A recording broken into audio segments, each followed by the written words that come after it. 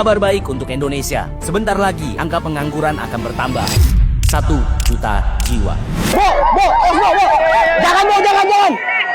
Udang di Indonesia bahaya, mengandung radioaktif, Bu. Indonesia dengan potensi lahan pesisir yang luas dan iklim tropis mendukung pengembangan tambak udang. Udang menjadi komoditas ekspor penting, berkontribusi besar pada devisa negara. Ekspor udang pada tahun 2024 sekitar 1,7 miliar US dollar, penyumbang pertumbuhan ekonomi nasional dan peningkatan pendapatan masyarakat pesisir. Baru-baru ini ditemukan radioaktif di udang asal Indonesia di Amerika Serikat, bisa berdampak serius terhadap jutaan pekerja. Jika AS menghentikan impor udang RI, buntut dari kasus ini, maka diperkirakan sekitar 1 juta tenaga kerja dari hulu ke hilir di sektor ini terancam mengalami pemutusan hubungan kerja. Yang menggantungkan hidupnya dari hulu ke hilir, dari pakan, hatchery, kemudian tambak dan seterusnya, itu ada 1 juta kakak. Kemudian negara kita akan kehilangan 2 miliar US dollar ekspor kita. Itu berapa triliun yang hilang. Ada ratusan ribu tambak di Indonesia, kemudian ada 1 juta keluarga yang bergantung nasibnya kepada industri udang dari hulu ke hilir.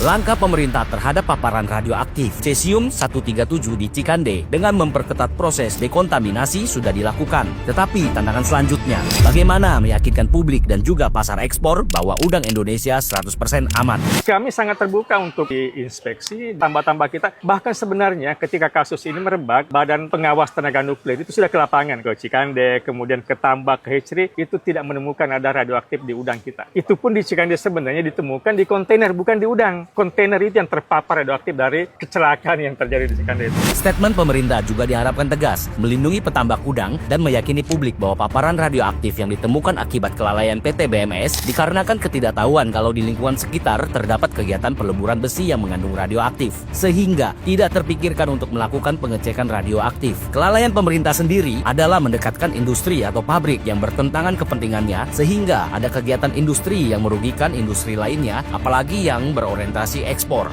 Untuk membuktikan bahwa udang Indonesia aman dari radioaktif, saya menginisiasi kampanye Udang Indonesia Aman, Mari Makan Udang, dengan meminta Asosiasi Tambak Udang menyediakan 500 kilo udang dari beberapa tambak untuk dimasak dan dinikmati bersama masyarakat. Kami juga mengundang Pak Kusnanto, seorang dosen UGM Industri Nuklir dan Teknik Fisika, untuk memeriksa dengan alat survei meter radiasi. Jadi karena ini tadi 15 atau juga 14, maka tidak mengandung radioaktif. Kalau ada radioaktif bakalan angka berapa? bakalan angka 5 sampai 10 kali lipatnya. Berarti aman nih, saya bagi-bagi ya. Silakan beramal untuk dibagi-bagi.